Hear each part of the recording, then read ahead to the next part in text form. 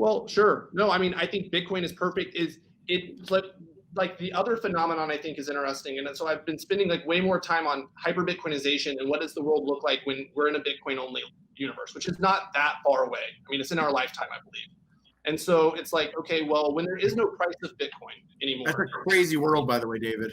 It's a very creepy world. It is a crazy world. That's what I'm saying. But like, you can't really think about how creepy it is unless you can like actually put yourself in that mental game, because I mean, it's just tough to put yourself in that mindset, but thank you. That's beautiful. You have a beautiful face. You don't need that. You don't need that. So, all right, guys, I got about 5 more minutes, then I gotta go cook some dinner. All right. We won't keep you hungry, Dan. You need to take in that sunlight calorie. I gotta have those Bitcoin maximal steaks, man. Gotta cook some steaks. That's right.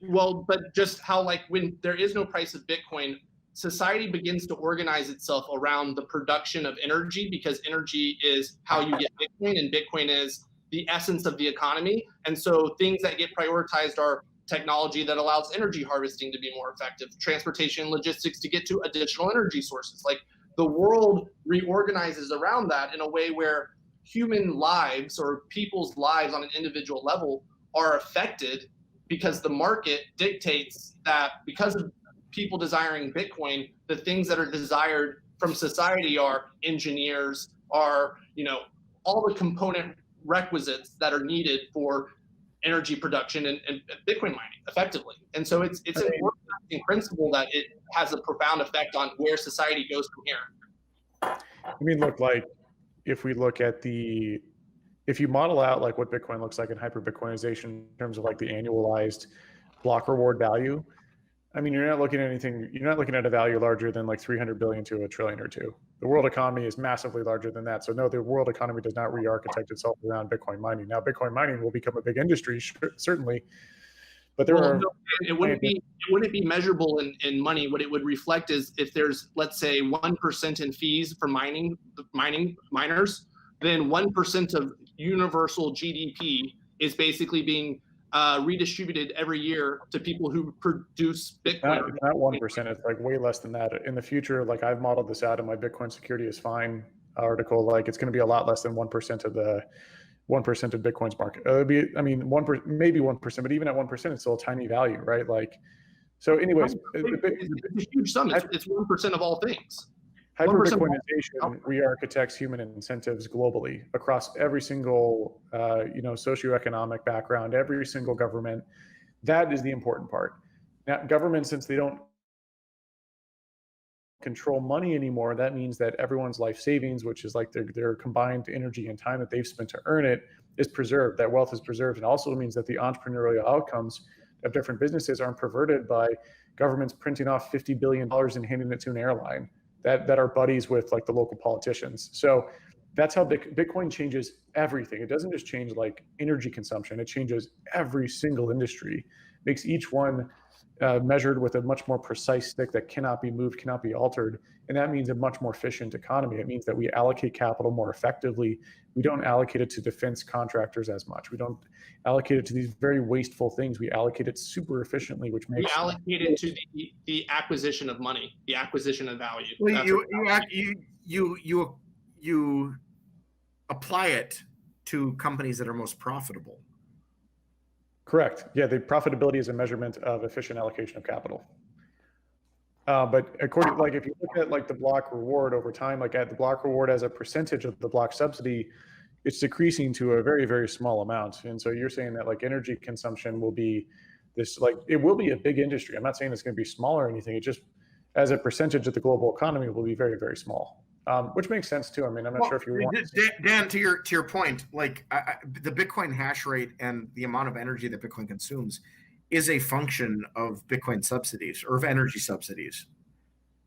Well, yeah, eventually too, like people forget that a lot of miners in the future might operate at like, so for example, like if I'm a country and I'm locked out of the global financial system because I've made enemies of certain big nation states, well, you can't stop me from tapping into my energy. So I think Bitcoin mining in the future may not even be profitable. It'll be something that actually is done at a negative rate And But if the rate's zero, Dan has arrived at my 2015 concept of negative profit. I continually find people long ago who came to the same conclusions I do now. It's just taken me a lot longer. I agree, So, Dan. Though that's absolutely for true. example, like imagine like there's Bitcoin miners on every single piece of like energy creation, like so like windmills. You've got nuclear energy. You've got like Bitcoin miners everywhere, right? Well, then Bitcoin's OPEX at that point becomes zero. Like the OPEX, like basically like because there's not this. That's not the entire universe of energy that can be consumed, and so now it just moves to the cheapest energy, which is off planet, and now people are seeking marginal energy in space, and so it's a constant process. The energy. Well, the point is the beauty of Bitcoin is that it adjusts to whatever energy is available. Right. It doesn't really matter. But whatever's available changes over time. The point is that like marginal revenue equals marginal cost in Bitcoin mining. It is the most efficient form of it is perfectly competitive. I can't think of a more perfectly competitive. And that's where it's 100%. It's kind of hard. It's kind of hard to even determine long-term costs for Bitcoin mining, because as it becomes like a nation state activity and they either utilize like essentially free energy or energy that would have been otherwise wasted, then the OPEX goes to zero. And by the way, there's a point where the security of Bitcoin is worth money for a country or a bank or anybody else to pay for, and they will mine it negative zero. If we dive into it too, like these ASICs, if you look at the efficiency or like the nanometer size of these ASICs over time, the rate of improvement is slowing, which is great. So essentially these ASICs will be built for long-term energy consumption. And so these ASICs will be built for very long lifetimes. They will have basically zero OPEX, like zero OPEX. And well, maybe some minimal I OPEX. think the reason why they're slowing is not because they're reaching the bound of what's possible. I think it's because they're reaching the bound of what our current economic system is capable of doing. And like, that's not true though, David. They have a theoretical limit. They can be exactly one light year, like one light, 1 nanometer, 1 nanometer across. Yeah. That's as much as smaller than that. There's a theoretical limit to the size of these ASICs. So like even as they approach that, they're going to asymptotically reach zero again. But I thought that like the difference between like nanometer of 2 and a nanometer of 1 is like a order of magnitude difference. It is an order of magnitude difference, but it's also an order of magnitude cost to get there. Exactly. So what happens is as the value of Bitcoin grows, like David, we're already at like 7 nanometers. So like we're getting progressively closer to that limit. Like, and that's a 7 nanometers, 7 orders of magnitude difference. So that's. But nobody will get to 7. They will not get there. They will not get there linearly, and they will get there asymptotically. You can literally calculate how they will get there. Well, I guess what I'm saying is that there are infrastructural bounds and production bounds to our ability. The graph, David, will look like this. Yeah. All right. And well, naysayers, I'm not going to try to convince y'all. All right, F you guys. I mean, look, it's just a known construct in like the in all tech, right? We just know that like everyone wants to build better processors and better.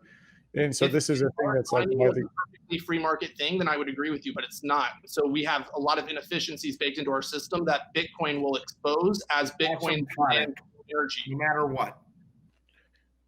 Yeah, I mean, it's a very basic premise. The machine just takes energy and then spits out, guesses, right? Like it's not, these aren't like, there is some innovation to be had in terms of making them smaller and more efficient, but they are, if you go to my proof of work is efficient article, you can look at I think it was like hashes per watt hour or some sort of efficiency metric. Like, they're just becoming asymptotic, exactly like Junseth said. Like, well,